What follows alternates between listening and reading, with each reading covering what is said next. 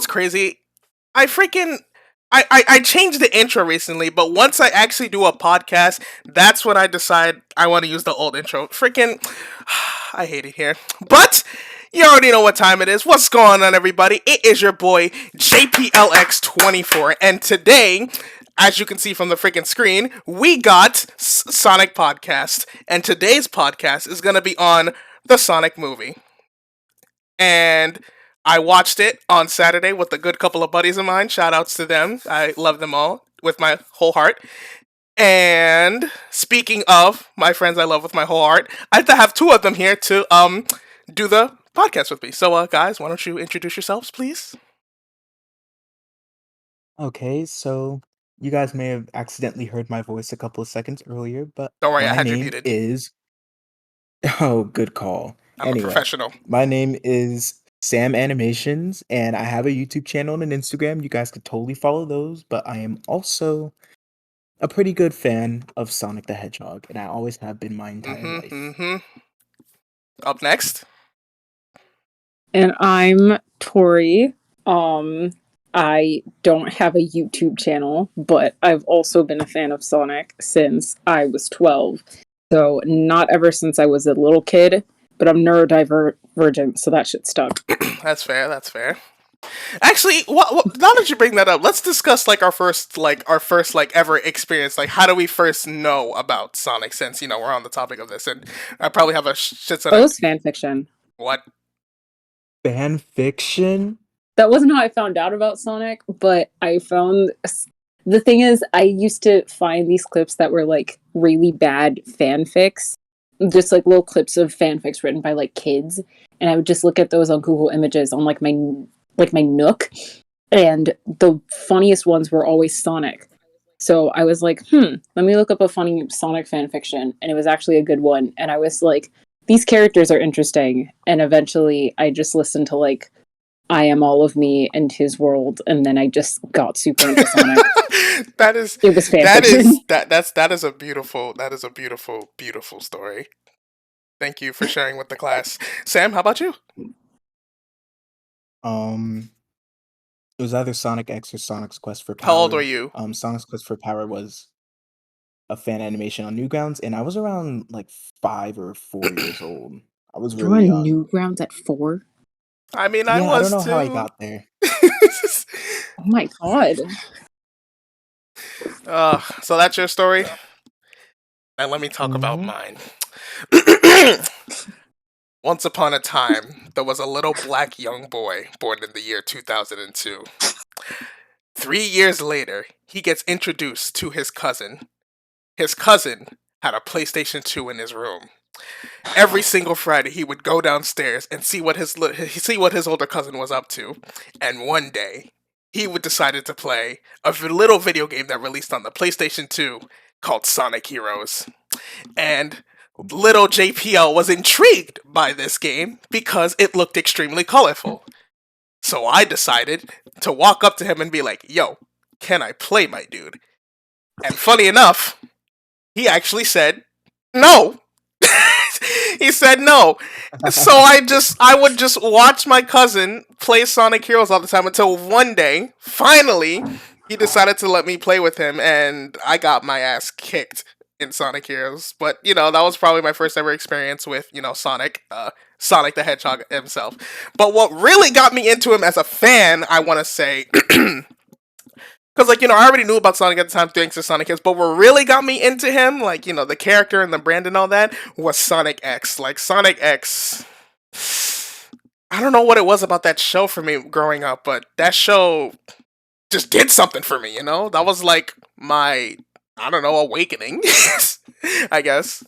So, yeah. I feel like it was like that for a lot of especially, Sonic especially younger Sonic fans, too. Mm-hmm. Was that all of our gateways? Sonic X? Sonic X? Yeah. Probably. Maybe. Sonic X is what really got me into the show. It was really got and me, Newgrounds fan animations. For me, it was also Sonic X. It was the first ever anime I completed. That was always embarrassing. Honestly, I think it was my first too. First ever anime. Same here, actually. I remember because you can go first, Sam. 4Kids would always air it up to the end of the show, and then it would start from the Yeah. beginning. So that's how I know I Oh. finished it. Right. Um, that's crazy. I was gonna say something about Sonic X, but I just forgot. Oh, right. Um, and I just lost it again. Okay, you know what? We're getting off topic. You know, we're not here to talk about freaking Sonic X. We're here to talk about the second Hollywood feature film that actually has the greatest opening weekend of any video game movie of all time, Sonic the Hedgehog motherfucking 2. Guys, holy shit, that movie fucking sucked! I don't know why you keep on playing your viewers like this. Because I like to throw false information on purpose to get myself attention. I don't actually do that, please don't believe me. But, you know, nah, the movie was fucking goated as hell. I loved every single moment of it. To put a long story short, I absolutely loved it. What about you guys? It was so I think fun. I think it outclassed the first movie in pretty much every single way possible. Oh, I'm absolutely. gonna be honest, I forgot the first movie even existed. I don't remember any plot points from it. The only thing I remember was the baseball scene that they did. I forgot Yeah. about that. I just remembered the scene in the bar. I rewatched it, so I kind of remember everything. You know, I don't think I've ever rewatched the movie from start to finish, other than the first time I saw it in theaters. I saw it once, and that was all I needed. If I'm gonna be honest, I still haven't rewatched it fully. I did just because my girlfriend had not seen Mhm. it yet, and she wanted to, and I already invited her to Sonic 2. So, she's like, okay, we're gonna Oh. watch that first. We're gonna watch Sonic first, and then I'll let you see Oh. Sonic 2. So we watched it on Friday, literally the day Mhm. before. What a simp! No, I'm just kidding. Anyways, Wow. so I guess we could just go scene by scene. So when the movie starts out, you know, we see Eggman or Robotnik on the Mushroom Planet. You know, like he's doing like he's doing that. What was he doing again? Because like he was like making that what was he? He was trying to make tea. Yeah, with he was trying to make that mushrooms. like mushroom tea or mushroom coffee or whatever the hell it was, and you know, I thought that was funny, but eventually later on, like what was it? I think he like just fell asleep or something like that, or he got knocked out, and all of a sudden you see a ring portal open up, and you see those freaking like I don't know what it was, like those freaking like random humanoid type characters. I was wondering who the hell they were. Did you guys think that, or was that just me? I was a little confused no, too. I was confused. I was just like, are those echidnas? Because they didn't look like Mhm. echidnas. Actually, Were they actually, echidnas? I saw a video. If you guys know the YouTuber, some call me Johnny. He like just uploaded his review Yes. on the Sonic movie, and apparently those two like humanoid characters were from the prequel comic that came out like a few days before. And I'm just like, oh, so that's where they Oh. came from. That's I would not have yeah, me known about neither. I that. should go back and read that. But yeah, but Mhm. apparently that's where they came from. So you know, Robotnik takes them out in very Eggman fashion, not getting his bare hands dirty at all, you know, kind of like how he does in the actual games. He just uses machines and all that type of shit. One thing I wanted to point out was the dude who had the freaking lightsaber nunchucks. I thought that shit was extremely unnecessary but funny at the same time. It was that very kinda caught funny. me off guard. And wasn't that the one that got like hit by like the rock like straight to the face, or was that? I don't remember. I think Yeah, so. it's kind of hard to tell. We've only seen it once. And the only ones that I could go off Yeah, of we'd is have to watch it like, you again. know, clips that I can find on YouTube, but you know, all that stuff. Don't search up the movie if you haven't seen Yeah. it yet. You'll get spoiled. Very Absolutely. easily. Anyways, you know, so Eggman, you know, he destroys the two like humanoid people, and then he's going towards the ring portal to God knows where, and then out comes the boy, rougher than the rest of them, Knuckles, and the crowd, like because little context, we all saw the movie together, like all three of us in this call, and when Knuckles showed up, the crowd actually like did the crowd cheer, or was that just me? Yeah, No, the the crowd crowd the cheered. crowd The went crowd cheered. absolutely It crazy was when very Knuckles showed up loud. on screen. I'm You recording Oh, on my that? I remember when he came up on screen. I was like fucking rougher than the rest of them. Yeah, I probably didn't say it Oh, loud enough, yeah. but I think Tori heard me and she was laughing. Yeah. Oh man, But yeah, so Knuckles comes in and then he sees Robotnik with the Sonic quill, and he's just like, "Where did you get that?" And he's just like, Eggman's just like, "Oh, I got it from a blue nuisance." And then I still don't know whether this was intentional or not. But then Eggman later replies, "I'd be happy to show you the way." And every time I think of that, I like it's a Sonic movie. Knuckles is right there, and they just had to throw in that subtle. I'd be happy to. I need to know if that was a Ugandan Knuckles meme or not. Like, please, I need confirmation. Somebody ask that movie director or something. Everyone I've mentioned that to has said that was almost definitely. It had to have been, right? Like, it had to. There's no other way. That's what I'm saying. Like, there's no other way it could have been. But yeah, so he says that, and then the title, that's when the title comes up and everything, right? Yeah, so then the title comes up, and then we skip to Sonic doing his Sonic Adventure 1 stick. That was a nice little callback. I really enjoyed that. What did you guys think of that callback? That was really cute, talking honestly. Hold on, one at a time. Oh, he was watching from like up on top of the buildings. Oh, yeah. Like how he did in Sonic Adventure 1. It has been a very long time since I have looked at anything Sonic Adventure 1 related. I mean, Sonic Adventure 1 is a pretty old game, so I don't blame you. So yeah, we get to Sonic, doing his Sonic Adventure 1 stick. There's like a bunch of police cars like chasing after what were they, bank robbers? Or like just straight up like criminals or like thugs? I think they were bank robbers because they were some robbers. Because there was a bunch of money in the car. Okay, so they're going after bank robbers. Sonic does his usual stick, and he goes off and then chases. He goes off and chases after them, knocks them off. And honestly, what do you guys think of that scene, like in its entirety? I thought the scene was. I thought it was like a good way to like show off his like character in a sense, if that makes sense. What do you guys think? What about you, Sam? I like how you just because I know what I have to say. I'm just like, what do you want to say? I mean, the opening scene was fine. It was like a good introduction into the second movie. I know the first movie, it started with Sonic's home world and his home pretty much getting ransacked by echidnas. But this one, he's already on Earth. He's already kind of knows the way around Earth, and he's trying to be a vigilante, and I think they pretty much execute that whole scene pretty well. It's also quite funny. And one thing I liked about it is, when the water started bursting out of the what are those called? The sewer pipes? I don't know why. Or like the sewer blockage, whatever the hell they're called. Yeah, that felt like an homage to Sonic Adventure. It had to have been the opening for it. Just the way it was all set up. I found there's one thing cool. There's one little nitpick before you say your thing, Tori, is that when Sonic was driving the thing and they noticed the lady just crossing the street without noticing, why did she just stop in the middle of the road? Like that one part is always, but like really you see the car. If you see the truck, it probably could have been that she was distracted on her phone. But even still, like you're on your phone and then you see a car that's approaching you, you would like. Common sense or like just your primal instinct would make you get the fuck out of the way or like run to the other side as fast as you can. I don't know, because like why the fuck did like she literally was walking and then she basically just did a T-pose, like she did the fucking Fidel stance, if y'all know what that is.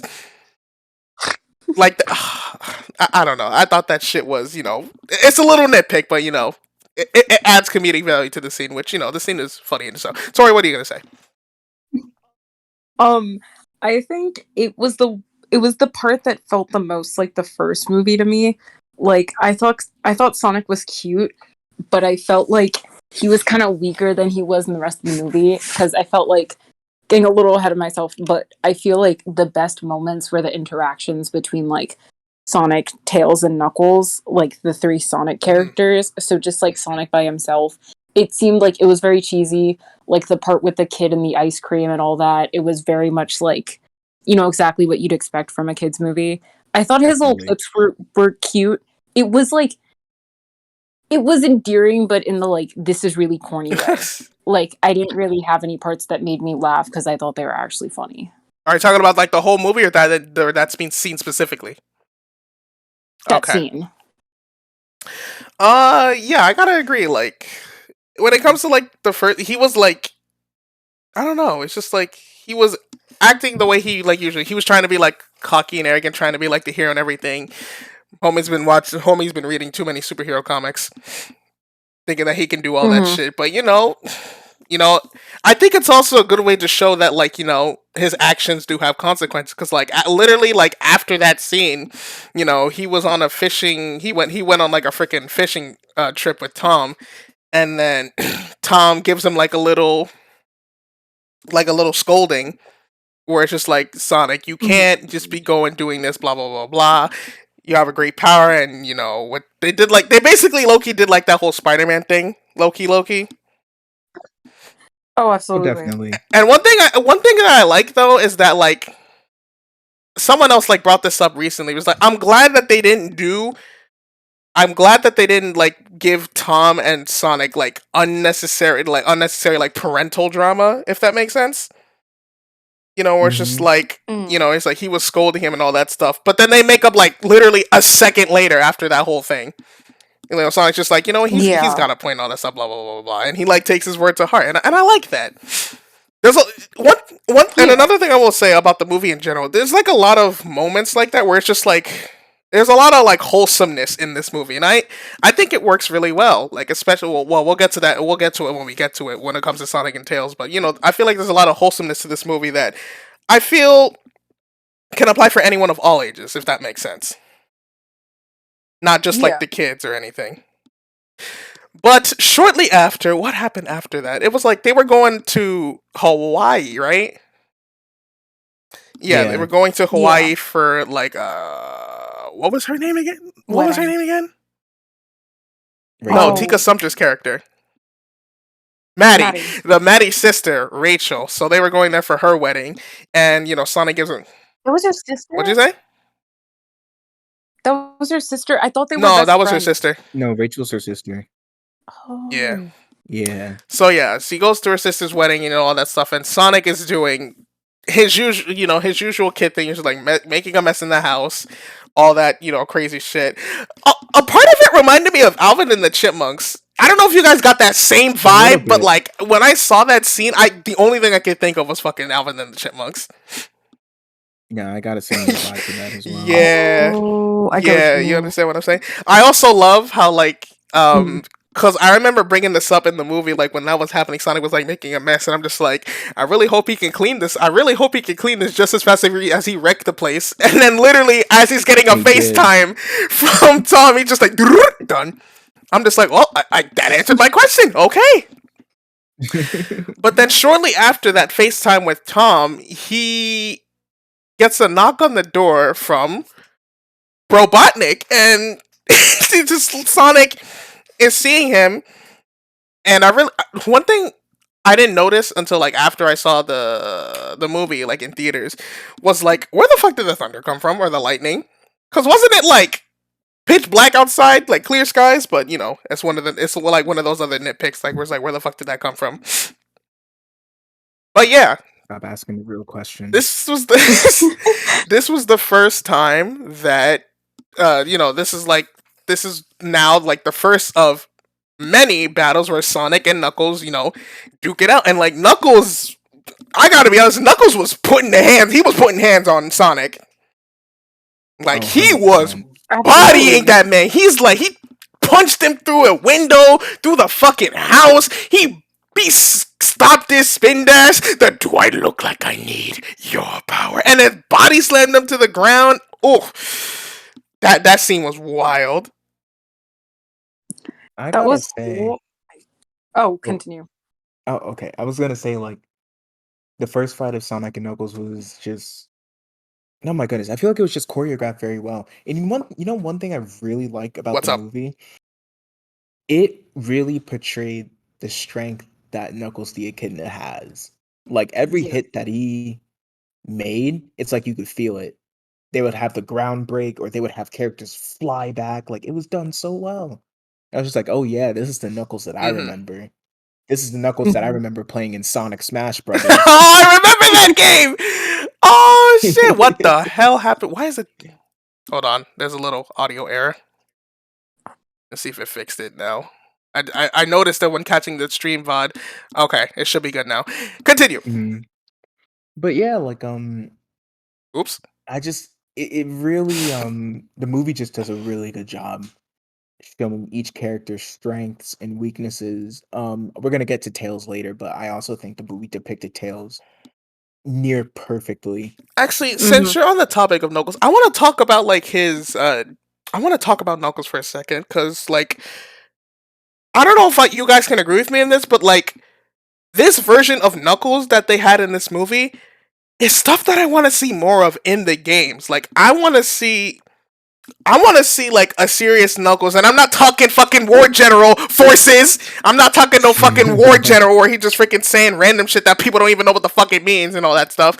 I want a Knuckles who, like, you know, he's strong, he's powerful, he's angry, he's impatient, he's hot headed. You know, he just wants to like punch the ever living shit out of people, and you know, he gets like the whole like loyalty stuff from like his tribe and all this stuff, and I think that's great.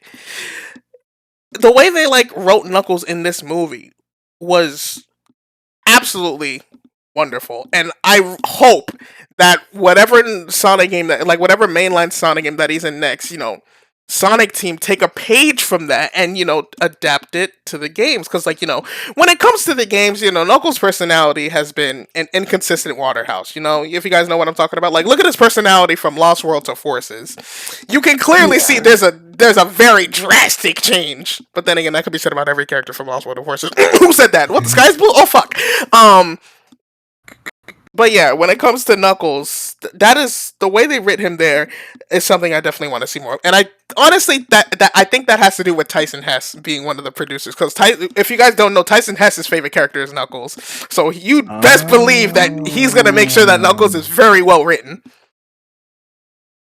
Yeah, I think I would honestly go so far as to say that this version of Knuckles is better than any portrayal besides Sonic 3, because I'm gonna say besides Sonic 3, but besides any portrayal of Knuckles I've seen in the games. Not to say that he hasn't had any good roles in, let's say, Adventure 2 or Sonic and a Black Knight, but I'm just saying, Or Sonic Heroes, for that matter. I really like how they wrote Sonic him in Heroes Heroes. too. But I just think out of all of them, the movie probably portrays it the best. Definitely. Agreed. I was gonna say something and I forgot It's it. just so likable. He is very There's one more thing I likable. want to say. What's up? I love how they didn't make Knuckles stupid, but they made him naive. Yes! It's like- Thank you! Yes! I was about to mention that! I was literally about to mention that! Yeah. I was literally about to bring up the scene where it's like, you know, freaking Knuckles is like reading the text message. He's like, dot. That's probably the funniest scene in the entire movie right there. That's the one movie, the one scene from the movie I keep bringing up to everyone because I'm like, okay, honestly, this was cute as hell. Because it was probably like, it's one of the best scenes in that movie, and like, it just goes to show you that he's not. It just goes to show you, just like, you know, he's not straight up dumb, but you're just like, you know, he's just like new to all this, new to all this, like, all that stuff. And I think that the way they highlight that was brilliant, because in the games, because in the games, like in the game canon, it shows that, you know, he's been isolated for so long, guarding the Master Emerald, that like most of the social norms and stuff that, like, you know, all the other Sonic countries and all that, and all the other characters are accustomed to, Knuckles isn't the brightest when it comes to that. And I think he highlighted that perfectly with that text message scene. Like, that's literally all I can think of, and it's beautiful. Mm-hmm. It also totally helped with Idris Elba's performance. Because you could just tell he was having fun, and he wanted the character to be taken seriously, but also just, like, I don't know, because, like, he has a daughter, and she's, like, college age, but she also likes Sonic, and you can always feel that sort of, like, love from people's performances, you know? It was just really nice. I also think it helps that I think I saw Idris Elba for a Sonic 2 promo. He even said that he likes Sonic the Hedgehog too. I think even though I've seen that. Even though, like, by the time Sonic was out, I'm pretty sure he was a young adult, but the fact that he still liked it is probably a reason as to why his performance on Knuckles was just superb. I freaking loved it. One thing, excuse me. One thing I will say though, and I'm probably gonna get like some hate for saying this, but his voice was very hit or miss for me. I'm sorry. I'm sorry. I agree. No, I don't. I don't It's not disagree so with you much. See, actually. here's the Me thing. too. It's not so much of the voice itself. It's the accent that's throwing me off. Because it's Mhm. like, you know, 1 second he sounds like one accent, and then another he sounds like he for like in one scene he sounds like just a deep, I don't know, deep strong American, and then it's like in other times I just can't tell what like nationality he's trying to represent with his voice, and it bothers me so Yeah. much. Mm. No, I I, feel I like actually. Now go ahead, Tori. I've been talking a lot. just like because they were trying to go for the tribal thing, and I feel like in general that was kind of hit or miss in the movie with how they were trying to like go about that. So that's probably why they had that a little wonky. Also, I think with him trying to do like the serious and stoic thing, I loved his performance, but I feel like there were times where like it felt like he was just speaking in the voice because maybe it was like a difficult voice for him to maintain. Because I think he went through like a few different voices before they settled on one, Hmm. but just at Mm, times it sounded a little wonky, and it might be because he wasn't like used to it or it was like hard. that is true Yeah, because this is the first time he's voiced a video game character. I feel like, Mhm. So you know, despite you know, like me loving Idris Elba to death, you know, like I love like him as an actor and all that stuff. I feel like it would have been better, like if they had chosen like an actual voice actor for Knuckles, because like Ben Schwartz, he actually has done voice work. If you guys didn't know about it or not, do you guys know Randy yeah, Cunningham, Ninth Grade Ninja? He did the protagonist of that show, yeah. and he I was found also that in out years Ducktales. later. Yeah, so it would have Hot been take, I think Ben Schwartz was the weakest performance out of them, really actually. Really? Yeah. wow. I felt like the others seemed more into their roles. Ben Schwartz just felt like, I don't know, it felt like going through the motions for Hmm. me. Would you say he did better in the first movie? I think from what I remember, I feel like it's more or less the same for me. yeah, I think the thing that gets me is like, I guess with like what people would say about Roger Craig Smith, where it's like in serious moments, his voice just feels so off because it's Mm, trying to be like, you know, the fun stuff. So when he does it, it sounds like forced. Like with what happened to Tails later in the movie and like, you know, him showing concern for him and everything, it didn't feel like as serious Hmm. just like with Sonic's reaction because of him. Because the animation showed that, but his voice just didn't really. it And didn't I felt like the deliver. other characters did a better job with that. Also, one thing I noticed, it's one thing I noticed, from like after watching it in the theaters, he seems to have trouble screaming as Sonic, cause the scene, this is kind of jumping ahead a little bit, but like the scene when Sonic and Knuckles are fighting in the labyrinth or the Emerald Shrine, before, like, you know, when Sonic's doing that close up, like where he has his fist out, that scream that he lets out, it doesn't give me, it just sounds like he's not giving much emotion. Like he's not doing like, you know, I'm not expecting like a fucking Super Saiyan scream or anything, but it's like, you know, just show a little bit more emotion, like show some anger, show some like, I don't know, because it just felt like a Exactly. random, just like and all that stuff. I'm just like, bro, where's the energy? Well, do you think that might be because of voice direction? Because I'm certain that It Ben Schwartz has probably done some was. very strong I roles. think that just, you know what the problem? I think that just comes with. I think that just comes with playing the role of Sonic the Hedgehog, because a lot of the other voice actors have problems screaming as him too. Like Roger Craig Smith has trouble screaming as him. I mean, Mm, Jason Griffith did scream at Sonic, but that fucked up his voice. I And think he nailed it though. I mean, no, Jason Mhm. Griffith screams at Sonic are like one of the funniest things, you know, especially when he did that. That Werehog scream will probably be the funniest scream in Sonic history. Mm, But like, I don't remember much of Ryan Drum. The only thing I can think of with Ryan Drum is that fucking Teddy, and but that doesn't that but that itself doesn't really feel like a scream. So I really think it's just like the character voice direction that he's given. I think it is just a voice direction. so off topic question real quick. What's up? For the for the Sonic movie over in Japan, do they have like the actual Sonic voice actor voicing him? No, it's somebody different. Oh, it's somebody different? Okay. Yeah, I think it's like a popular Japanese actor, because I know it's not Gotcha. Junichi. Okay. Just wondering. But yeah, going back to what we were talking about, you know, Knuckles, Sonic, and Knuckles fighting each other, and then you know all of a sudden, Tails runs them over. And Tails runs him. I thought that thing was funny. And I like how freaking Tails is just like, hurry and get in. It's just like, do I know you? But then again, I don't have a lot of options, so let's roll. And then they just fucking take. Bro, Knuckles in that chase scene was low-key kind of scary. Like if I was a kid, I feel like if I was a kid and I was watching that, I would be terrified of Knuckles. Cause something about the way he was chasing him in that scene, the way he was fucking pissed about that. Realistic. Yeah, it was fucking. It like felt kind of primal in a sense, if that makes sense. I think they did a good job at showing that he is almost as fast as Sonic, which is why he was able to keep up with the speeding car. Mm-hmm. I remember you guys were freaking out about that. Yeah. Oh yeah.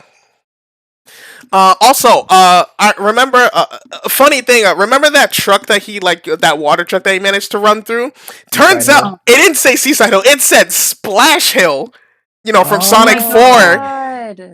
And I don't know if that was a dig at Sonic 4, but I find that even more hilarious because it's like, it's a Splash Hill truck and Knuckles just fucking bashes through it. I remember watching Some Call Me Johnny's review and it's just like, he was probably pissed off that he didn't end up being in that game, so he just fucking destroyed the truck. And I thought that was funny. Because originally, in Sonic 4, because you know how they have episode 1 and episode 2, they were gonna make an episode 3, but they canceled it, and that was where Knuckles was supposed to be part of the playable characters, but they canceled it. So he's like, "You didn't put me in Sonic 4. Take this fucking water truck, kaboom!" and all that stuff.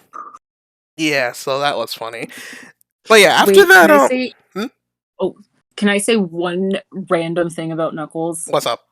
Which is? I wish the Do I Look Like I Need Your Power? I wish they did it in the movie the way they did it in the trailer. Because I agree. in the trailer it was just so epic with how Sonic ran into him, and I understand they would have had to change a little bit of the dialogue and the way the scene worked. I mean, they already did it in the trailer. Exactly. It's just because the trailer was cut up and everything, but it was just the way because that line was so good, and especially in that moment, that was such a good establishing thing for Knuckles, and it was just really casual in the actual movie. Oh my god, that's such a good point, because he just said it as he was walking towards him, right? Or did he already punch him through the house when he said that? Eggman was just right there, and he was just do I look like I need your power? And then Sonic did the thing where he ran into him, but that moment was just silent. And I felt it wasn't epic enough. They didn't have enough of a big score happening for it to just be silent when they had the option of having that line instead. That was just bugging me the whole time. It was probably this would have been so cool. It was probably done to hype up people to watch the movie, and it worked. Yeah. It worked, but in the movie, it could have been left in the movie. I agree with that completely. Mm-hmm. But going on after the scene, what happens next? So if I recall, so they swerved Knuckles off of the highway, and then he's holding on for dear life. We watch him climb for a little bit, and Eggman, or Robotnik, I should say, he sees Knuckles just hanging on. He's not really hanging on. He's kind of just chilling on that wall, just he's just oh well, I guess this is my life now. And all of a sudden, Robotnik comes up and he's just oh, you look like you need some help or something like that. And it's what, you're fucking robots? I'll destroy each and every one of them. Oh, there's stairs. Oh, there are stairs. That was funny. That was my favorite joke in the movie. He's there are stairs. Stairs. Yeah. And then if I recall, after that scene, it cuts back to Sonic and Tails, and they're in Siberia. No, I think that was after. After the chase scene, right? I think it was after. No, I think it was after the stairs moment. Oh, ow! I hit myself. Are you okay? Yeah, I'm good. Don't worry. But yeah, I remember Eggman. He called something down. He called the giant pod to him. Oh, and and that's where he got the robots from, and that's where the stairs moment came from. So yeah, and all that stuff. If you can't cross, you'll be lost. Shortly after, what happened after that scene? I'm having trouble remembering. Was it the... Wait, what about the scene with Sonic and Tails in the car? Did you guys not have any thoughts on that? We talked about it during the splash, when we were talking about the Splash Hill joke that I was explaining. we didn't get too specific as to what they were talking about. Yeah. I don't remember what they said because I remember like I remember how like he ran him over, he ran Knuckles over, he said get in, he's like okay, I don't know who you are, but I don't have a lot of options, and that's all I remember. I just remember them screaming for dear life, trying to get Knuckles off of their shit. Well, I Resident Tail Stan remember that scene really well. Because that was when Tails was telling him like, "Oh, hey, you're Sonic the Hedgehog," and he was telling him like that he was such a big fan. Oh, yes, yes, I remember Yeah. now. And he mentioned like, "Oh, on back home they think that I'm a freak." And he was like, "Can you guess why?" And Sonic was like, "Is it the two tails?" He was like, "Yeah, but I saw you on Earth, and I saw like what happened when you were playing baseball, and that's when he said that he had essentially been watching everything that happened in the first movie." Yeah. Fucking And he was stalker. like, "You taught me that being weird and being different is okay." No, that was during the that was after the dance. That was after the dance battle. He said that. Really? I thought he said that in the car. No, because like the part where it's like, is it the two tails? That was in the car scene, but the part where it's like, it's okay to be weird. That was after the dance fight. Yeah, that was after the dance fight. Oh, my bad. You kind of blended the two scenes together, but My bad. regardless though, I'm pretty sure Sonic and Tails driving in the car and then them being in Siberia, I think those scenes were back to back. Yeah, I feel like I want to say they're back to back. I need to go back and watch that movie again. Y'all try to see it next Saturday? No, I'm just kidding. I wish. But I do need to rewatch that movie though. I would love to. But yeah, But, skipping, if you don't mind me skipping forward, I was actually gonna ask, what do you guys think about the dance battle and the whole character arc that happened between Sonic and Tails? that was probably one of the best moments in the entire movie. Absolutely. That was one of the greatest moments in the entire movie. I think Sonic and Tails. See, I'm biased, but I feel like Tails and his character arc and everything, I feel like it was a little less developed than it has been in like the games. Like it felt like a little bit rushed, but it was still really, really good. Right. I know what you mean, but it's like I kind of can't blame him because you have a 2 hour and 2 minute runtime. Yeah. How much can you squeeze? But with the amount of time that they had, I felt like they were able to give Tails a decent arc, not a perfect one, but it was a good enough arc that I. I mean, if we're gonna be honest, if we're gonna talk about the 2 hour and 2 minute runtime, if they really wanted to focus on Tails, they could have got rid of that whole fucking wedding scene. Like, if we're being honest, because that part was the weakest part of the movie for me, and for a lot of people too. Apparently, I was watching. I guess I'm weird, but I did kind of like it. I mean, yes, it could have been shorter, but I did like it. I feel like that part is when they focused a little too much on the humans, because like Sonic wasn't there like at all. Right. Yeah. Even though the movie is called Sonic the Hedgehog, which is something a lot of people give Sonic 06 a lot of shit for. Fun fact. Mm-hmm. But yeah, that whole wedding scene, I feel like I could have done with that. I mean, it was a great introduction to Gun. That was the whole thing. And that one scene where like even the priest had a stun gun in his Bible. I thought that was one of the funniest parts of the movie as well. That was hilarious. That shit was great. But jumping back for a second, there was one part I wanted to mention. When Tails tells Sonic that you are probably the one who knows the whereabouts about the Master Emerald, and Sonic is like, I don't know about a Master Emerald. What you're talking about? It's like something the Owl people in the Echidna tribe have been fighting for years. He said it was a bedtime story.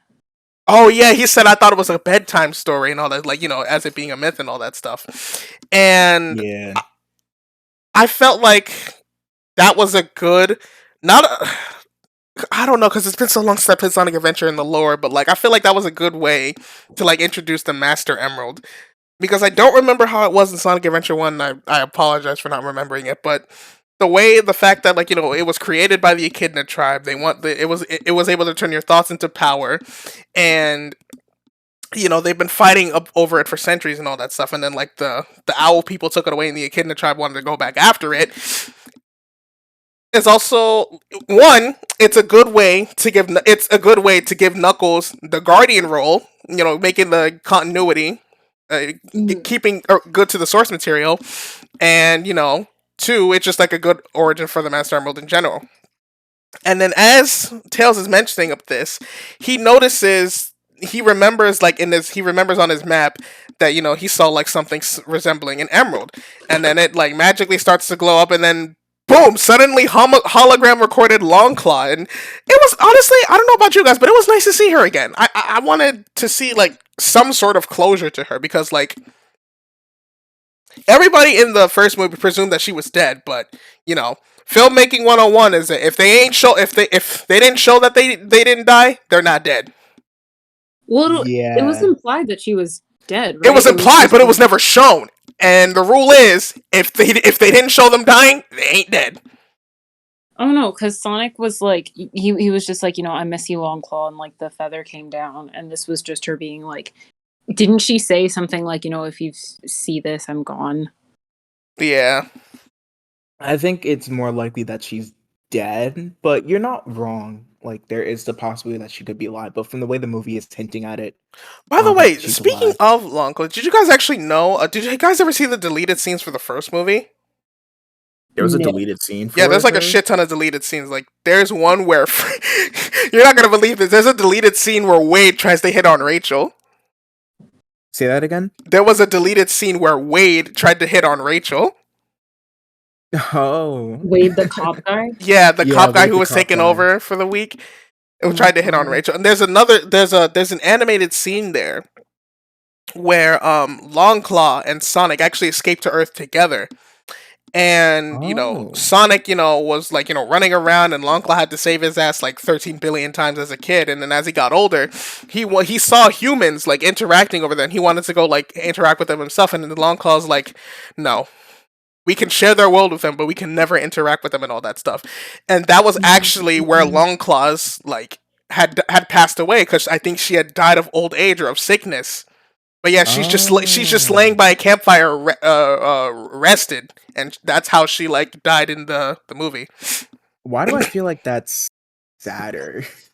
Oh no, Like, it that's was a lot no, it was way sadder. more sad when I saw it. It was way more. It was like, if they had kept that in, it would have been very emotional. But they were probably thinking maybe it's like too much for the kids. No, they could have done it. Have you seen Up? That's a good point. I was gonna say, They could have done it, but I guess it didn't fit with the overall tone. Yo, of in the movie, third so that's Sonic probably movie, they why better didn't show do it. Maria fucking dying.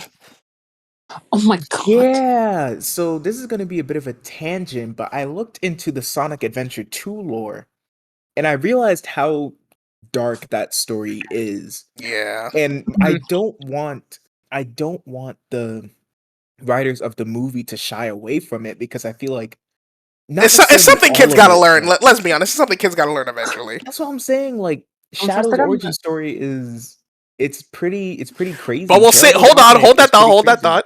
We're gonna save that for when we get to it. So we'll save that for later. But yeah, going back Oh, to my like, bad. I yeah, just realized I jumped the gun. going back to Oh. Longclaw. We see her and all that stuff, and then they decide to go to. That's what their mission is. Sonic and Tails' mission is to find the magic compass in that Longclaw temple. They went to the shrine. No, they went to Siberia to like find the Master Emerald, or like the whereabouts of the Master. No, they tried to find the compass. Right. They tried to find the magic compass that would lead them to the Emerald Shrine. And when they get to the Emerald Shrine, we also see the Chaos Emeralds on the wall, and then that's where Tails gives a little exposition to the Chaos Emeralds. And the Chaos Emerald origin was also something really nice, because even in today's canon, the Chaos Emeralds have no origin. Oh, Oh. still? Yeah, they don't Yeah. have an origin, like, at all. Well, I They guess the just I don't know if you guys saw that. Dragon Ball Z. What'd you say?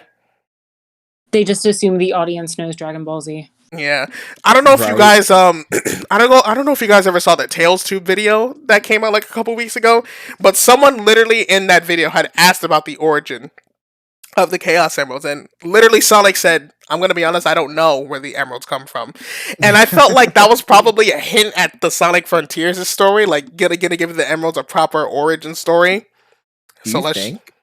It's not That'd be impossible. That So would be interesting. yeah, it would be. It would make for an interesting story, because we still don't know. We still don't know where the fuck these emeralds came from. We know about the Master Emerald, but not the Chaos Emeralds. So yeah, that's nice. And once they find the magic compass, boom, suddenly Eggman and his army. And then we lead to the second chase of Sonic and Knuckles in Siberia, freaking riding on snowboards. Freaking Knuckles punches the shit out of Sonic into that one tree. Or did he hit the tree or did he just dodge it? I don't remember. I think he hit it, right? I think he hit the tree. I think so. I don't care what anyone says. Siberia is ice cap zone. It literally was. Oh yeah. Like I that kept on opening saying shot, it, that too. opening shot where like Sonic destroyed the robot and grabbed the fucking like the destroyed part of the robot and used it as a snowboard. That is literally Sonic 3. Cause I already told you guys this, but like in the canonical, if you were to originally intend when they were coming up with the prototype for Sonic 3, there's actually a prototype of Sonic 3 that you can play right now, dating back to November of 1993. Originally, you were supposed to go from what's it called?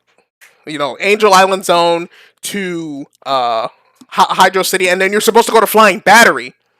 And then at the end of Flying Battery, Sonic is supposed to kick Sonic is supposed to kick a piece of a door down to escape the Flying Battery and use that door piece to slide down into Ice Cap Zone. That's how the stages were originally structured. Oh. So I thought that was a really nice callback to how Sonic 3 was originally supposed to be like told. That he got a scrap piece of metal and used it as a snowboard. I thought that was beautiful.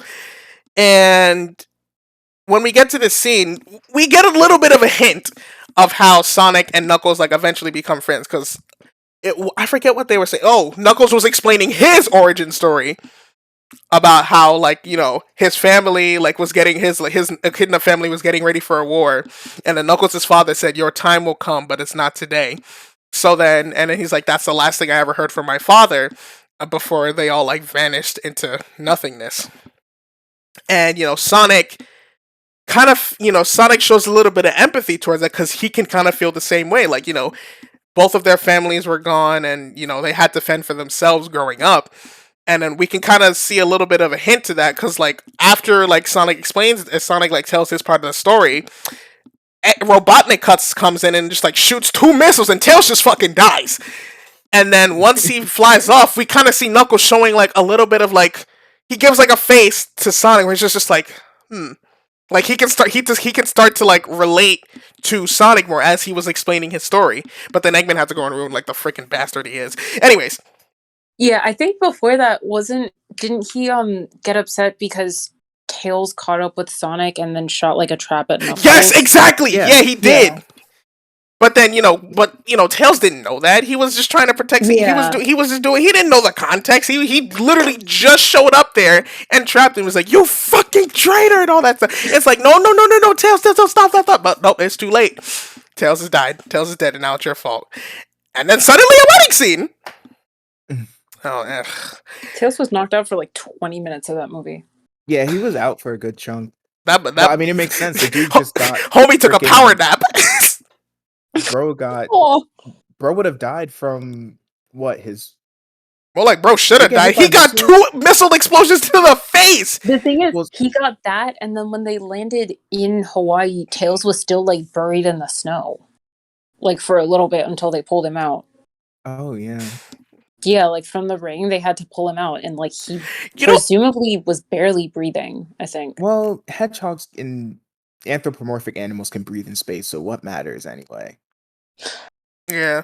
One thing I will say though is something about seeing Tails getting blown up and unconscious makes me think it makes me kind of think of in moments when we're in the other piece of Sonic media where Tails just gets absolutely fucked up for no reason at all. What are you doing? Homie will literally just be vibing in the corner and then he will just somehow in some way get fucked up by something. And I felt that was I don't know if that was a reference to that because the 2 moments that spring to mind are when Tails and Cosmo are running from Shadow in Sonic X, and then Tails is trying to protect him, being the good boyfriend that he is. He's just all right, Shadow, I've had enough of you, and then freaking Shadow just he shuffles to the left a little bit, throws a backhand, and Tails gets absolutely fucked up by it. And then Tails tries to grab him. Homie just shrugs his arms back, turns around, freaking smacks him in the face. Oh my god, poor Tails, man. He did not deserve to get fucked up like that. I don't know how much time I have, but I think I have another 40 minutes. All right, then we should probably wrap this up quickly. I'm pretty sure we have No, enough no, time. no. We're like halfway through already. Yeah, We should be literally. good. Actually, But we skipped. before we Actually, move on, what's we up? skipped a very important Yeah, I scene. was just about to mention, like, we skipped the dance scene, and It's not really You about the didn't say dance. anything about Stone either. oh, that's right, Agent Stone. Okay, well, let's talk about Agent Stone first, and then we'll talk about the Sonic and Tails moment. What about Agent Stone? Mean Bean. Also, the Yeah, the Mean Mean J. Bean coffee, and then look, man, I'm gonna say it. I'm gonna say it. Agent What you Stone gonna say? definitely has a crush on Robotnik. Like, come on now. That's what I said. Absolutely. They made him gay. The thing is, so many people. I saw so many people on Tumblr shipping the two of them, and like the guy. I'm I just don't like, know his it name. kind of sucks because that is completely one-sided. Oh yeah, yeah, Uh-huh. no, because he worships him so much, and like even in the second movie they showed it even more. Like Eggman was willing to just toss him to the side, but this man was like putting the two of them with like hearts and coffee. Yeah. He was picking out outfits. Josh was freaking out over the maid outfit. Was that they showed? Because like I thought it was a punk rock outfit that they showed. Oh yeah, they showed a they showed a Because it like was everybody like a was saying that Megamind they outfit. showed a maid outfit, but I didn't see it. The only thing I saw I there was thought the that's what you classic were freaking out Robotnik and then over. the punk rock outfit. Yeah, in between those, he scrolled past a maid outfit. That's what I thought you were freaking out over. No, I was freaking out about him looking like classic Robotnik. That's what I was freaking out over. Yeah, that's what he was freaking out over. Oh, The classic Sam, did outfit. you see the maid outfit? I did. It was either a maid outfit or like something else, but like I think it was a maid outfit and it was really funny. It was a maid outfit. Yeah. And then, But yeah, no. Agent Stone definitely simping over Eggman. We know this. hashtag make I think Robotnik gay. the tea, no, not the tea, the Coffee. coffee was a very blatant example of that. Yeah. Now, can we just talk about my favorite scene of it's my favorite scene in the movie. Are you talking about the Um, labyrinth scene or when Sonic runs on the water? No, when Sonic and Tails talk after they break dance together. Oh, all right. We're getting there. We're getting there. Yes, we have. I'm gonna be honest with you guys. That part of the movie almost made me cry. Almost made me cry. I don't blame you. It was I'm honestly so. forgetting exactly what happened. Okay, You so literally just said you it just not too long explained it. ago. You like remember when you combined the two scenes stuff like Tails in the that's car? the only thing I remember though. Okay, so 'Cause like I what had don't remember. happened? So what had happened after he explained all that stuff is Sonic's being like the guy like they really like bond over one another and all that stuff and they hug it out, and then like when they go to bed, Sonic gives Tails a blanket to like cover himself, and then Tails does his little two tails to like give him. I thought that was so cute. That was so adorable. Yeah, that was precious. And then Sonic wakes up, and then there's an older lady sleeping next to him. I thought it was an old man. Yeah. No, it was an old lady. Dude, I'm not gonna lie. I like half expected like Robotnik to show up, just be like, "Morning, Sleeping Beauty," and I honestly, I would have. Imagine. That would have been such a mood killer, though. I'm glad that they But didn't do man, that. like, it really was so sweet. I feel like it really showed one how much Sonic matured from the first movie to the second, Mhm. and another thing that I think it also did was that solidified Tails' character arc in the movie, which, like Tori said earlier, it was pretty short, but it was still done very well.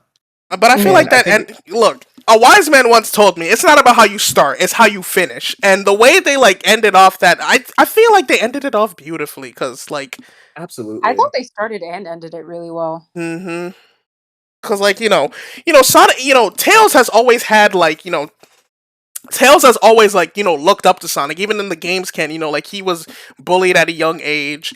He like took inspiration from Sonic. He was watching him and all that stuff, and then like Sonic found out that he can actually keep up with them. He's just like, I guess you could tag along with me, but like the two like relate to one another, and then like they can like Sonic can understand his emotions. Tails already looks up to Sonic, and then Sonic can understand how Tails feels. Like the fact that he's an inspiration to him gives him like an older brother role. And even though they're not like brothers, I always thought of the two as brothers because they're so close. I always thought of like Sonic as the older brother, and Tails as the little brother, and all that stuff. Oh, and absolutely. it kind of like resonated with me personally, I want to say, because like it reminded me of times where, like, when my cousin would come over and we would play the games. Like, usually my cousin was like the person who would like stop me from doing all the dumb shit. He was like my older brother before he moved away. So that scene resonated with me personally. Oh, It was very cute. Yeah. I've always liked the different times where they've shown like how their friendship started in like Sonic X and stuff. Just the idea of, like you said, Tails looking up to him, and I like the way they had him like as a fanboy kind of. And like one of my favorite things was how he kept saying like only Sonic the Hedgehog can like do this, and then when he saved Sonic, he was like only Sonic the Hedgehog needs this much saving. And I was like, there you go. There you go. He's officially the sidekick now. Mm-hmm. You know what I like too? What's up? Tails was scared. I like the fact that he was scared, but he can't. He got over his fears, unlike Sonic Forces. Sonic, help me! Sonic, help me! Oh my god, we don't speak of Tails and Sonic Forces, okay? It was like, the dang, first thing you said when he showed up in the movie. Did I? Huh?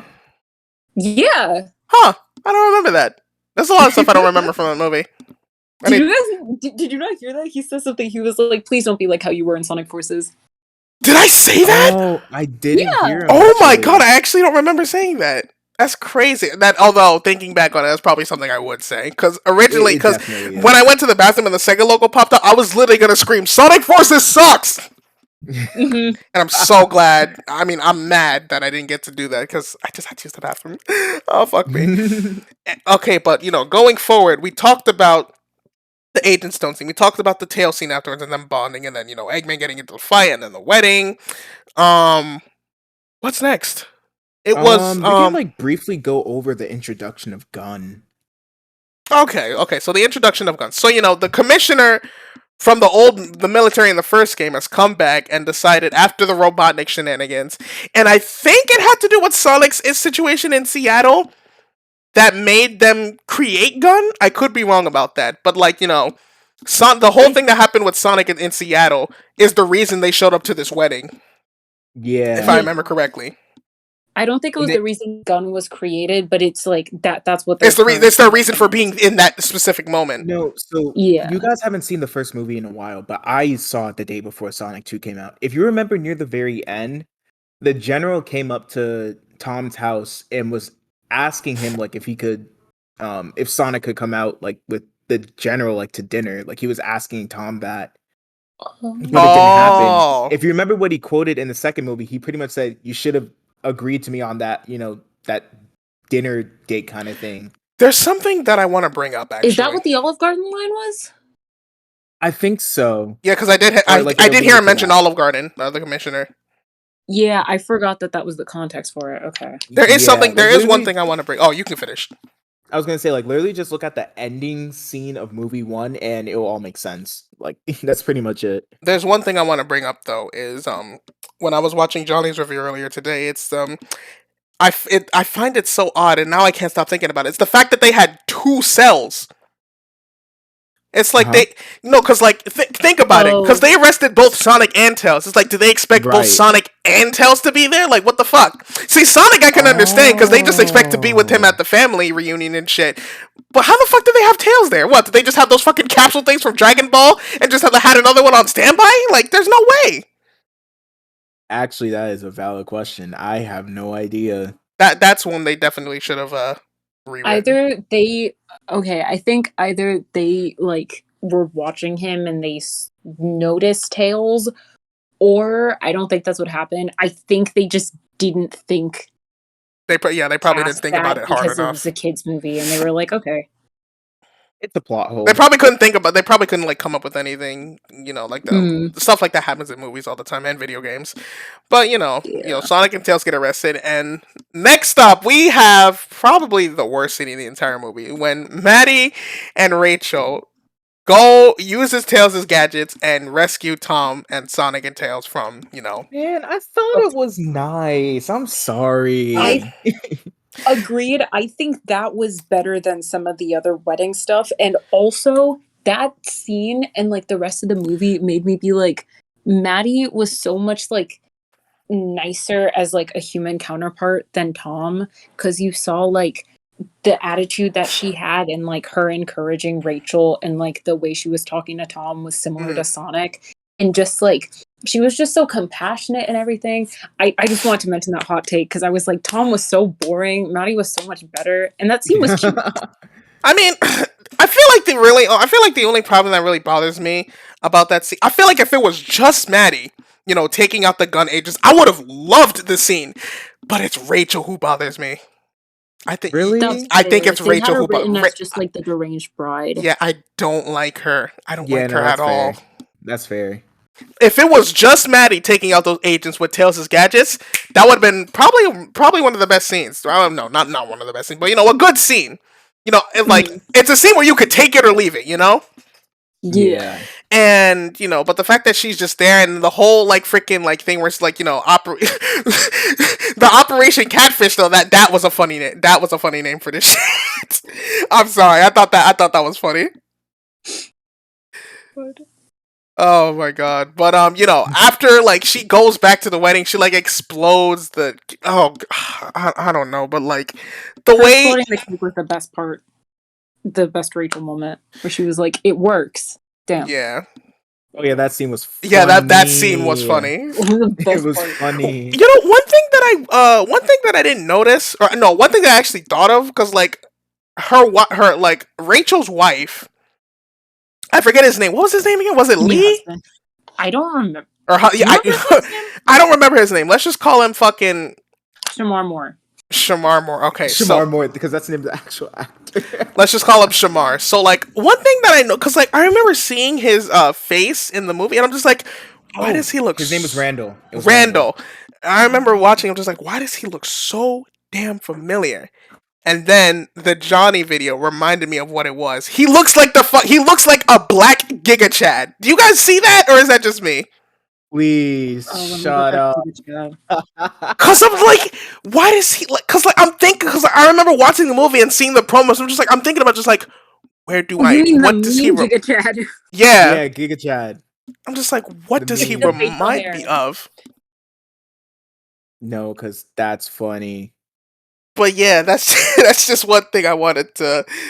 This is one thing I wanted to mention. But yeah, you know, they get married, and then we go back to, you know, Sonic. Tails is still, you know, down for the count. You know, Tails is like trying to, you know, wake up, you know, and you know, follow Sonic. But you know, Tails is like he is borderline. He's like on his like dying breath. It seems like, and you know, Maddie and Tom. Yeah, Maddie and Tom are like taking him and just like, yo, so it's okay, big bro. It's okay, big bro. Just relax. And then Sonic runs on the fucking water. Which in a scene, well, it was cool, but like I don't know, it didn't really do much for me. Did it do anything for you guys, or it was just kind of there? For me, it was just kind of there. I think it looked cool, but in terms of like adding something, you're right. It didn't really do all too much. It was just him trying to get to. I'm gonna call it Labyrinth Zone because it really did look like Labyrinth Zone. It was like a combination of Mystic Ruins and Labyrinth Zone. But yeah, I mean that scene was just showing him trying to get there. And Yeah. he was struggling because the waves started to get really big. Honestly, I really liked when Robotnik and Knuckles went through the Labyrinth Zone part, because you know they're struggling. They're like doing team exercise. It low-key reminds me of the Buddy Temple from Sonic Boom. Do you guys remember that episode? You were gonna say that. It reminded me of the Buddy Temple from Sonic Boom, low key. Because I remember Sonic the game, the show. It didn't have that in the game. Okay. But yeah, the Buddy Temple episode, it reminded me of that, because like Eggman and Sonic had to do like these challenges where you like you have to trust your person. It's like, you know, you go in as enemies and then you leave as best friends, and they were doing like all these co-op operations. It was like basically It Takes Two before it was called that. And when I watched it reminded me of that, especially the part where like Knuckles was holding the door down so Robotnik could slide on in, and then he freaking passed through it himself. That shit reminded me of the Sonic Boom episode so much. And then we freaking go Sonic. And then we see Sonic just blazing through because he's just so fucking fast. And we get those Black Knight shots that I was telling y'all about, where he just shows his feet and then they show his face. So cool. And then him dodging it too, like a fucking. That scene was literally Sonic and the Black Knight. It was beautiful. Loved it. Yeah, no, I think it was. It definitely alluded to that. It looked very similar. Oh man. So, I think we're getting up to Sonic versus Knuckles Part 2. Yes. No, this is actually Part 3. Part 3. Oh yeah, because Part 2 is the ice cap fight. And now we yeah, get to yeah. the this was probably fight one was- of the best part. Honestly, I would say it's the best part of the entire movie. Because the animation the animation in those things was absolutely amazing, dude. Like, Oh, it was bonkers. especially the only downside I have, and this is something that I mentioned earlier. The only downside I had was just Ben Schwartz's voice performance in some of those lines. Yeah, But yeah. other than that, it was amazing. Sonic like doing the bounce bracelet on Knuckles. It probably wasn't the bounce bracelet, but like just him just like going back down and going back up. That shit was Yeah. fire. That was probably the best part right there. I was like, "Hey, yo, he's doing hits after hit, bro." Sonic and Knuckles were actually just beating the crap. And that out of one each Dragon Ball part where they freaking like after they do like the shoulder clash and then they just freaking that was literally like Dragon Ball right there. Cause the part where they like do shoulder to shoulder, it reminds me of how like there's a game called Dragon Ball Fighters where like every time a character dies, another character would fly on in, and then the character that was still alive and the character that just brought back in, they would clash shoulders and then do a backflip Yeah. and then they would go into the fight. It reminded that whole scene right there reminded me of Dragon Ball where they just like shoulder clash and they just freaking fight in the air for a little bit. That was so cool. It reminded me of SA2. Reminded me of like the cutscene with Sonic and Shadow like crossing each other, and also the opening cutscene. The opening cutscene? and Yeah. the Shadow and Sonic rival battle in Generations. It reminded me of that with like the bouncing off of each other. Mhm. Right. Yeah, that thing was absolutely insane. And then while Sonic and Knuckles are fighting each other, Eggman decides to take the Master Emerald for himself. And did he like absorb it? Because I don't remember what happened to it after he just kind of like He did absorbed it and he absorb it. became green. And then he became like ridiculously powerful, which I was just like, okay, this is a different take on how the Master Emerald is typically used, but I liked it. Actually, someone's done that before.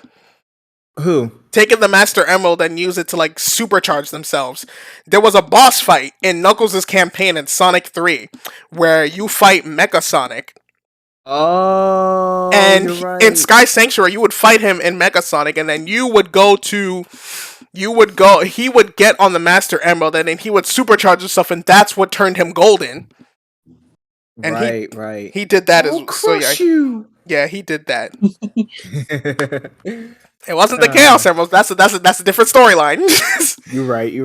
Yeah. So and then, Robotnik, all of a sudden, which I think we can all assume is Chaos controls his way into Agent Stone's office, with Wade being the ridiculous fuck he is. I don't know what the hell he's doing. So Wade goes in, and he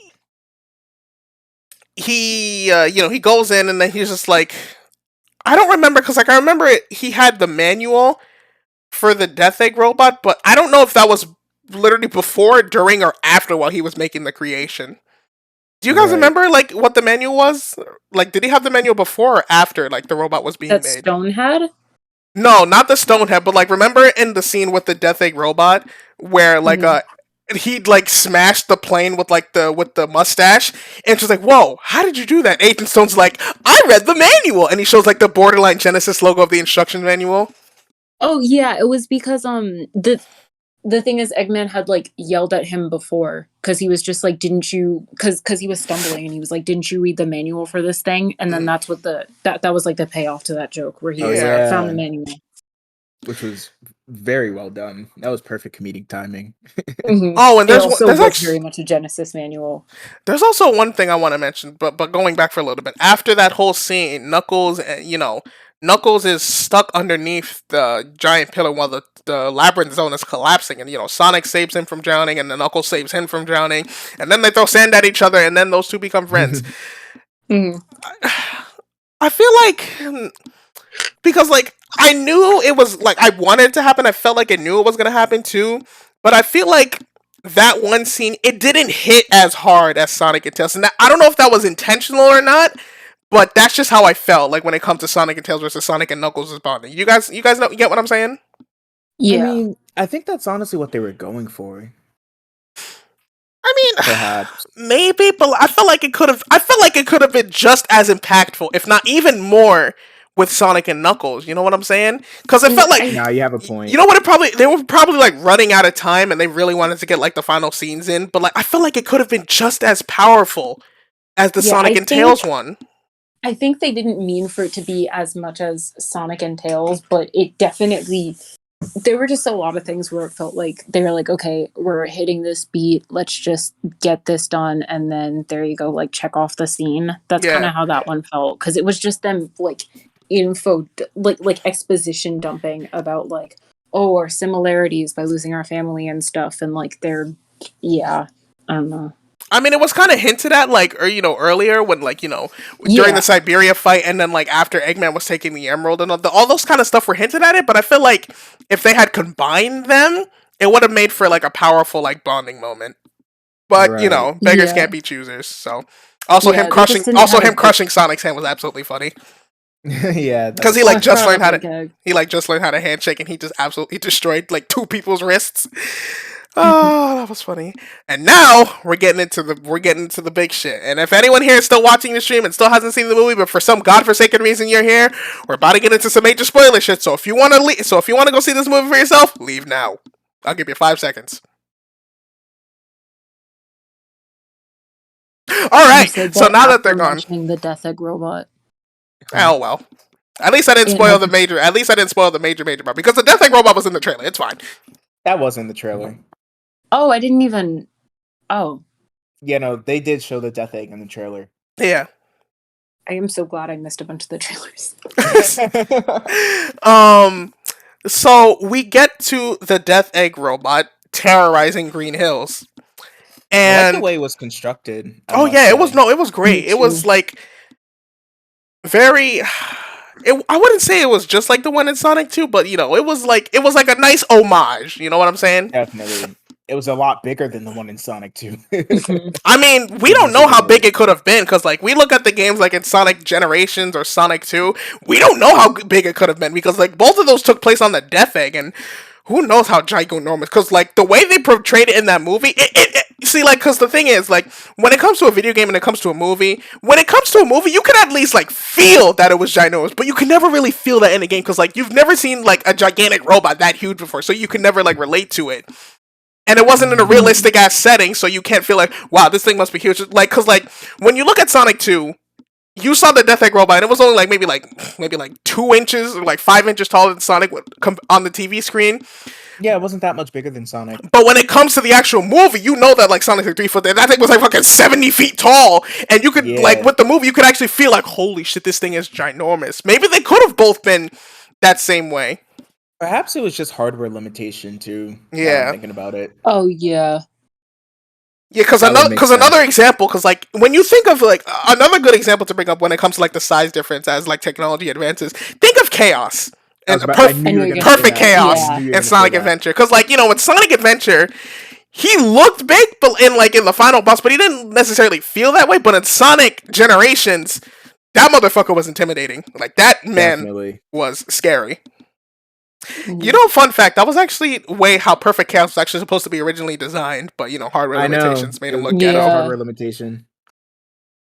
And So it's just I like will Sega say was though, happy that they could do if it. they somehow managed to do that in Generations, if they managed to do the Generations version in Adventure, I'm pretty sure kids would have shat bricks, because I definitely would have. But yeah, going back to the Death Egg robot and all that stuff. So they go to an empty fucking field after destroying a mountain highway. But I'm wondering, like, how did Tom and Maddie get there? Because I know they took the car, but like the highway, because like they were fighting in like a highway that had just broken down. Did they like travel through the underworld, or not the They took underworld? a But detour. yeah, Yeah. probably. That part's never really explained, but Because they had like, didn't they take a? No, they didn't take a military truck. They just like evaded the military, I guess. Mm-hmm. And then, well, the military wasn't really there when Sonic, Tails, and Knuckles was fighting. Oh my god, how can we forget? We have to acknowledge the team up mechanic. When Sonic, Tails, and Knuckles were just like, look, we're not heroes. Sonic Hero. We'll sing that song later. But it's crazy. I like how it's like, look, separately we may not be able to defeat him on our own, but there's 3 of us. Your speed, your intelligence, and my speed. And dude, I felt like a kid again, because Sonic Heroes was my first ever video game. It was amazing. I love that scene so much. Also, if you somehow, Yeah, it was great. if you guys are ever on social media, that is the one image that you see everywhere. just Sonic, Tails, and Knuckles just standing next to each other on that freaking broken piece of road. And apparently, I don't know if you guys have ever seen like the concept photos for when they were doing the shooting of the movie. They had like toy replicas of Sonic, Tails, and a decapitated Knuckles. Apparently, Yeah. that's what that scene was supposed to. That's what that scene was for, where the decapitated Knuckles took place. So that was nice. And they're doing like all these team ups. Like it's one thing that's kind of like low key bothers me, but like it's still fucking amazing. Is like it's crazy how quickly they come up with these fucking team combo. Because like they literally just decided, okay, we're gonna be a team. Let's do this. Like when freaking like they were running, and then Sonic turns into a spinball, Knuckles grabs him, throws him at the robot. Like how did they coordinate that with like only knowing each other for like maybe like 20 minutes? This is where we don't ask and just accept the plot line. I know, but it's Agreed. like, but the thing is, like, it looked cool, yes, but it's just one of those things where it's like, huh? The more you think about it, but at the end of the day, it's a movie, it doesn't really matter. And now, we're getting to the good part. So, Sonic, what happened to him? Did he, like, get crushed? And he didn't get... No, I'm not talking about the scene. I'm not talking about the scene. I'm not talking about the scene where Maddie and Tom come in. It's like, Sonic had like fallen and he was like all bruised up and he was trying to get the Master Emerald. And then the Death Egg robot was falling. What happened to him? Because I know Knuckles punched the shit out of it and that made it fall. But didn't Sonic like just barely dodge it, or did he actually get hit by it? No, he dodged it. Barely, Yes. though. I think he tumbled a lot. That's why. Oh, there's one thing that I wanted to mention. Remember in the scene where like Knuckles and like Tails came up with a sneak attack? I love how freaking Knuckles did the Sonic 3-esque thing in the beginning. Where he just straight up freaking just uppercutted that man. Yeah. That shit was beautiful. Oh, okay, so the Master Emerald falls out, they all fall out, and everybody's all bruised up and dirty because that's fucking like what, dirt or sand, whatever the hell it is. And Maddie and Tom come in and save them. The car breaks down. Did Eggman shoot, or did they just like crash? No, I think Eggman shot at it, but they avoided it, but it caused their truck to flip. Yeah, okay, yeah. I think That that's shit what just happened. kept flipping. They should have died. I'm gonna be honest, they should have died. I don't know. God. They should have. No, I don't care if it's a kids movie. They should have died. Ain't no way. First of all, the one thing that really bothers me about that scene: one, the car wasn't even totaled at all when it flipped. Two, they should have died. No, Not even the bruise or nothing like that. Like, come on now. Like, No, at what least a little should've bit. happened- Well, they were a little bruised. It was mainly just like dirt and stuff. No, you know, but weren't, they like, were just dirty. bloody. That ain't no bruise. I need to see like fucking red marks. I need to see some blood spilling. Nah, I need some. You're Like, not gonna put all that blood. You put them like Avengers. nah, these kids gotta learn. What should have happened is the airbag should have gone off. Yeah, you know what? That's another part too. Honestly, an that would airbag would probably kill Sonic. I'm right. I don't think so. Sonic has taken a lot worse than an airbag. You're right. I mean, Yeah. Sonic's biggest weakness is water, so who knows? Maybe an Dang airbag it. would have like given him like fucking Superman strength. No, I have 10 minutes. Crap. Oh, okay. So we Well, might we're like right there. yeah, we might as well anyway. wrap it up quick. So, I have a question. Actually, What's up? Before we get there, should we talk about the post-credit scene in another podcast and dive into what we think would happen for Sonic Movie 3? you know what? That's Because that actually can honestly be a whole podcast on its own. you know what? That's not a bad idea. I like the way you're thinking about that. What do you think, Tori? Should we do that? If you guys want, yeah. I'm down for it. Fuck it. We could try and make it next Tuesday or Wednesday. I'll try and get a lot of homework done so I don't have to worry about this. I bet. Well, Yeah, but to finish off this podcast, though, we're going to talk about the end of this movie. So, at the end of this movie, Tom and Maddie have like a little bit of moment after the car crashes, even though they should have died.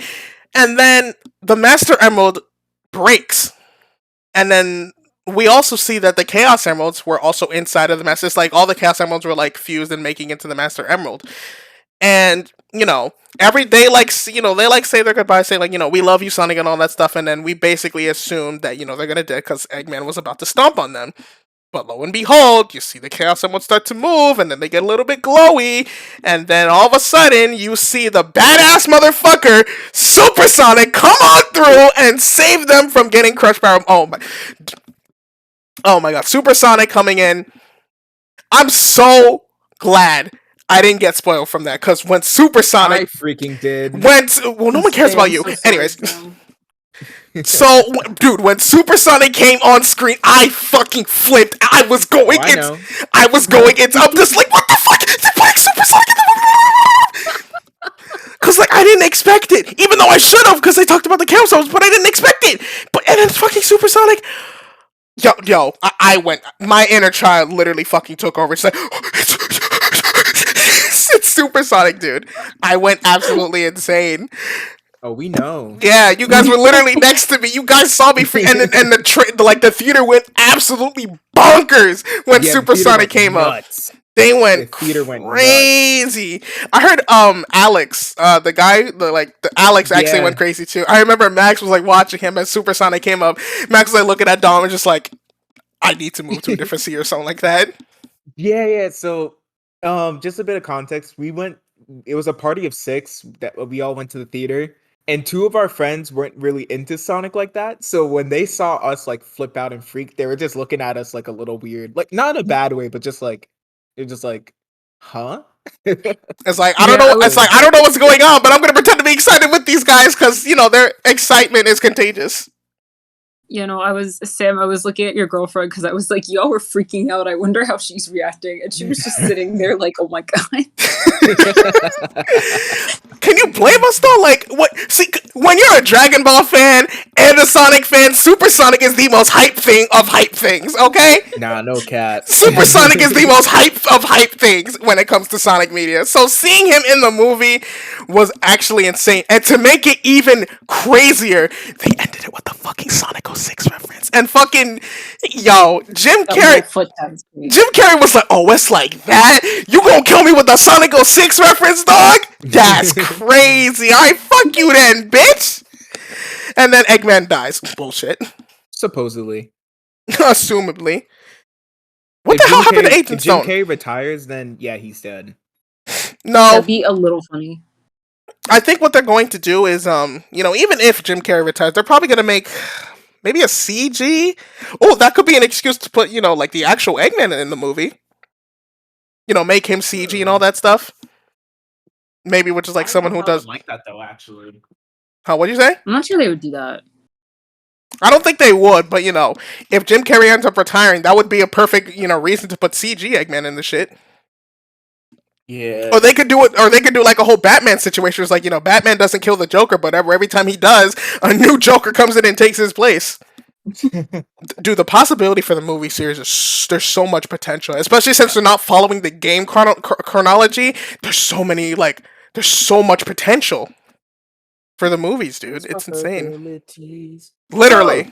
Endless possibility. This is what I'm going to say.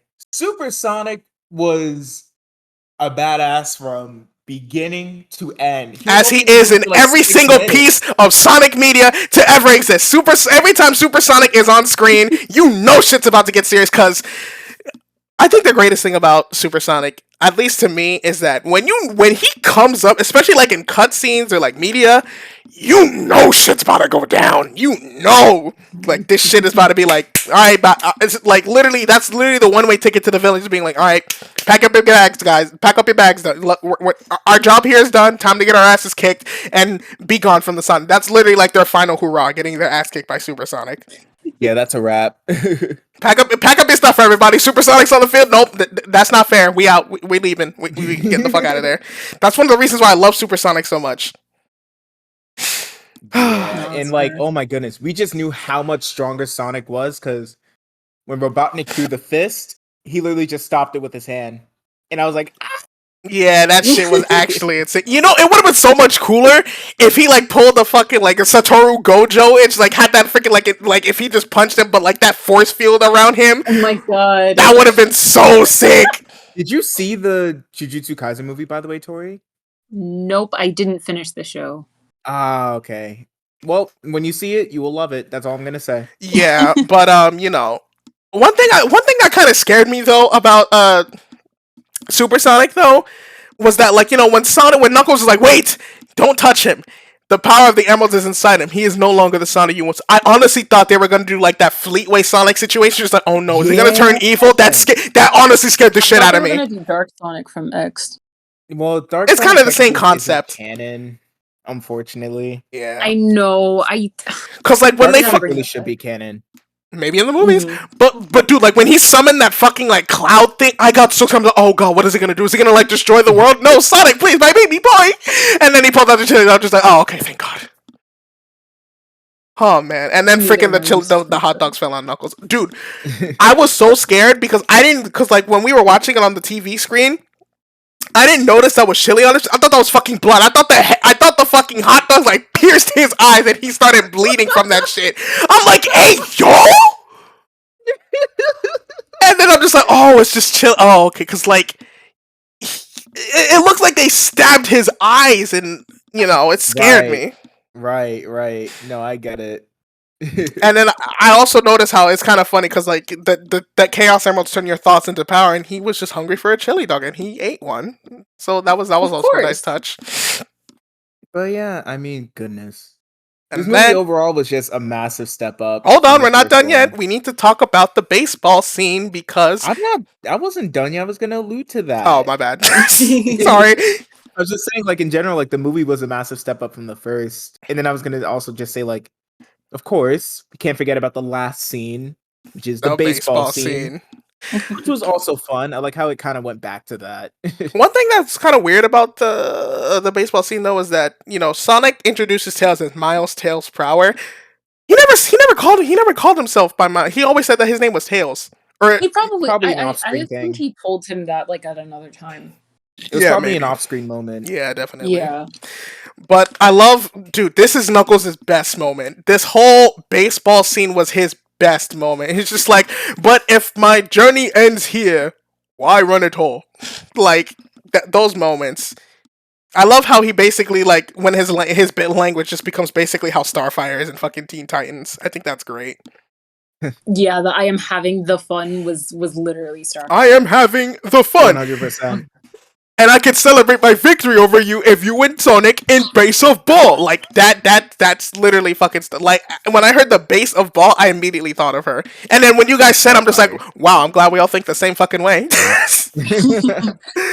Oh, but man, that movie was amazing. If you guys haven't seen the movie yet, and for some reason you are still watching this video, why are you watching this stream? Go watch the movie. It is absolutely amazing. Please do It's support so this. fun. Support this movie. I'm literally telling like all of my friends who like kind of know Sonic, but they're not as big friends. I'm literally screaming at all of them, "Go watch this movie!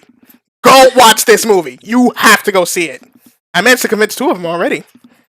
I actually have this. Nice. I actually have one friend. I don't know if she's watching the stream. If she's watching the stream, I'm gonna scream at her. But Oh, nice going, dude. I have this one friend who like is kind of getting into something. Like she's listening to the music and all that stuff, and like she wants to go see the movie, and I'm just like, go watch that movie because I need more Sonic fan friends. Anyways, Relatable. but I'm right here. I'm just messing with you. It's like, what? Am I a roach now to you? Hey, But- you said that, and you got 2 on here to do an hour and a half long podcast with you. Yes, and I'm Word. grateful for the. And you know what? Okay, you know what? Now it's time for me to say it.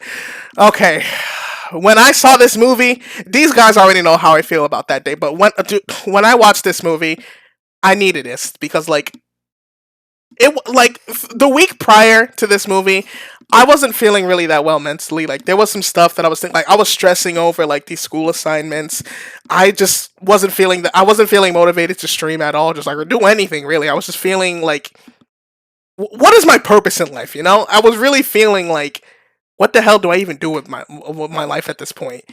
And when this movie, like when the fact that this movie came out and I got to see it with these guys, like 2 of my closest friends who are also Sonic fans, and the fact that they watched me, just like they saw me absolutely lose my goddamn mind over every little thing in this trailer. And thinking back on it, I feel kind of embarrassed for kind of wiling out so much. I'm sorry, guys, but like the fact that I got to feel like how I did, like back in the old days when I used to watch Sonic X, I needed it.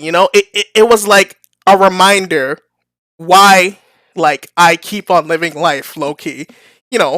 A reason I keep going is because my love for my friends and my love for Sonic. It's like and the fact that whenever it's not very often I get to express my love for Sonic the Hedgehog with friends. And usually, but whenever those opportunities come, they stick with me personally cuz I don't get to express that cuz growing up, I was one of those kids growing up, who would always get like bullied or ridiculed for liking this, liking that. And the way I feel about Sonic is like something that has been just as big, if not even bigger, as I get older. And the fact that I used to get ridiculed for it all the time when I was little, and the fact that I had no Sonic fan friends when I was younger, is like, it really it hits me differently that the fact that I have friends who are just as much as Sonic fans as I am. I have people who like want to see me get excited over this little blue fucking bastard right here who has given me so much happiness and stress. I I might add, the fact that I was just able to express myself, just feel like a kid again, and doing it with people I loved. It was something that I definitely needed in my life at that moment. And honestly, that day we saw that movie will probably be remembered as one of the greatest moments in my entire life. I'm not crying. I just had to fucking like sniffle because some boogers are coming out. But that was I'm not crying. You're crying. But watching the Sonic movie with these guys will be one of the greatest moments in my entire life. So, guys, I thank you so much for sharing that experience with me, and I hope we can do it again and have more memories to come, with or Bro, without Sonic, especially when the literally third will movie in comes out. we literally will in like 2 years. Yeah, or 3 whenever the Yes. third movie comes out. So, But just to give your viewers a little bit of hype, you should give a little teaser into what we'll talk about next time. yeah, so you already know, guys. If you guys know the schedule, I stream every Tuesday, Thursday, Friday. You guys know how it works down here. So on Thursday, we're gonna be continuing more peak fiction with with Sonic Unleashed, the Wii version. So that hopefully that'll be a fun stream. And next Tuesday, and actually no, on Friday, I don't know what to stream. Just I think I might stream something different. Maybe like some Persona 5, I still don't know. But on Thursday, we're continuing Sonic Unleashed. But on Thursday, or like Tuesday or Wednesday of next week, we are going to be continuing about what we saw in Sonic 3 and our predictions for like what we'll like want to see, or like some predictions or like expectations we have and like hopes we have for that movie. But with that being said, I thank you all so much for watching. This is JPL. And this is Sam Animations. And this is Story. This is all of us signing out, and I hope you all have a wonderful day. Bye, everybody. Bye. All right.